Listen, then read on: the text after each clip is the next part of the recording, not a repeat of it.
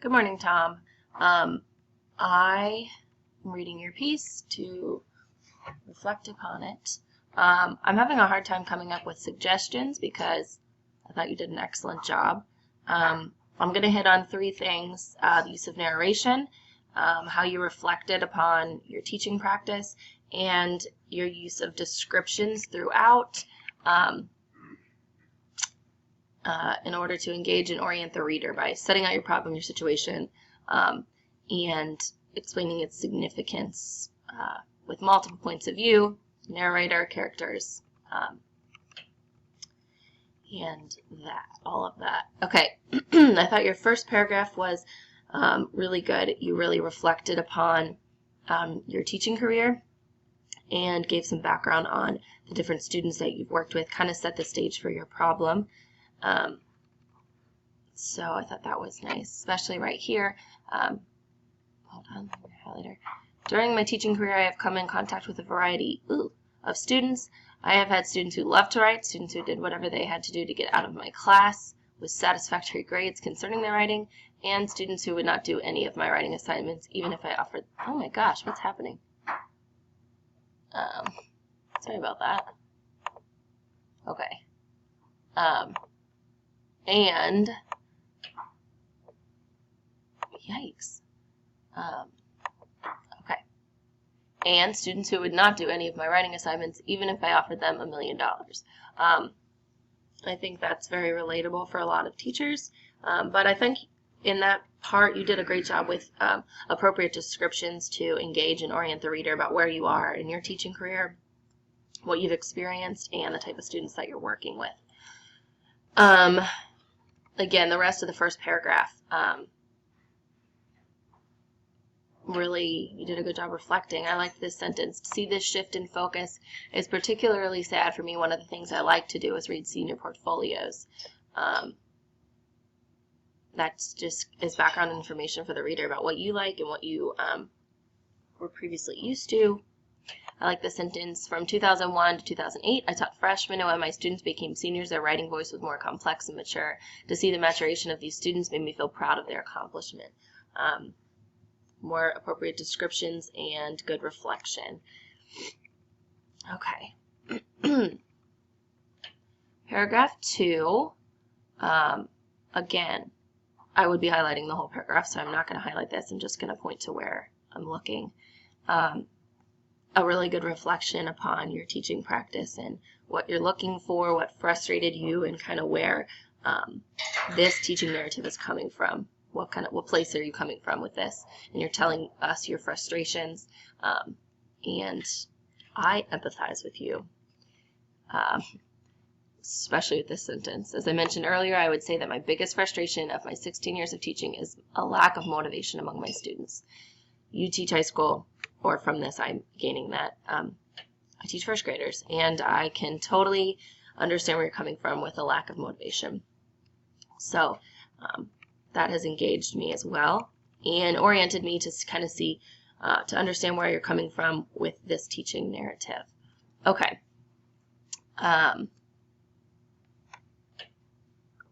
Okay, this paragraph that starts by allowing students to pick their own topics to write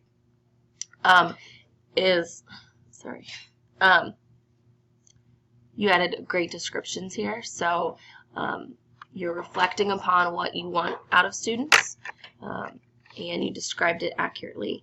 I asked students to jot down some steps, some ideas, topics, or memories they would like to write about or into detail about. After a few minutes of students writing phrases down, I asked them to honestly look at the topics and see which ones will, 1, the writer be most passionate about, 2, which topics will you best convey your, yeah, that wording's off a little bit, that's okay. Which topic will best convey your ideas and emotions, and 3, which will you have the most fun writing? Once that happens, students will eliminate choices rather quickly. That's a great description of the writing process that you set in front of your students. Maybe not the writing process, but the writing expectations and your pre-writing exercises for students. That was good and very reflective and descriptive. I do have a question, though. I'm wondering if this is set in the past or if this is something you've just implemented, maybe that could be clarified in the piece, and I think that would better help the reader's understanding of, is this a present situation, or is this something that's happened in the past and that you are reflecting upon? I wasn't quite sure. Okay, in regards to narration, the narration is what's making me think that this is something that has previously happened like a while ago, not just this week or last week, but maybe I could be totally wrong. Again, I think if you added that in, it would really help the reader better understand what's going on when this is taking place. But the narration, Dakota, anything wrong? Dakota replied, well, you said I could write about anything, and I want to write about me getting my first coon dog. I told him, that's fine. The main thing I want with your entry is descriptive words, detail, and to have a purpose in your writing. Do a brainstorm about some of the things you've done with the dog, such as training it or taking it on a certain hunt, anything you want to write. This narration helps describe the situation that's going on. I think that you could enhance this narration just by adding a little bit more. What did Dakota say to your reply to him? Did he understand what you were talking about? Did he come up with an idea right away, or did he sit there thinking and pondering what you said? You did reflect upon it by saying Dakota seemed to have gained a better perspective on his writing, but I think you could enhance that even further by showing us how he gained a better perspective on his writing instead of telling us. You did say he nodded his head and started jotting thoughts down. And then I guess I forgot that you did this down here. You inquired, how's it going? Got your writing planned out. Dakota, now motivated and excited to write. Oh yeah, once you said it was okay for me to write about the dog and gave me some tips to write about, I got my pre-writing done. I've even gotten the introduction started. So you do say that. It's just a little choppy that it was down there. I think, and this is just my personal perspective, but I think it would have been, you could have kept that conversation going up here. You can't see where I'm pointing. Up here, where the narration is going. I understand why you did it, because you added some descriptions in there, but I wonder if that would help the flow of the piece a little bit if you moved those conversation pieces that you had with Dakota up into your paragraph a little bit more. I mean, really just a couple sentences, but I think it would help the flow, because immediately I wondered, did he get it? How did he gain a better perspective on his writing? I didn't understand that right away. But the narration is there, and it helps me understand what's going on and the students that you're working with and how you interacted with them.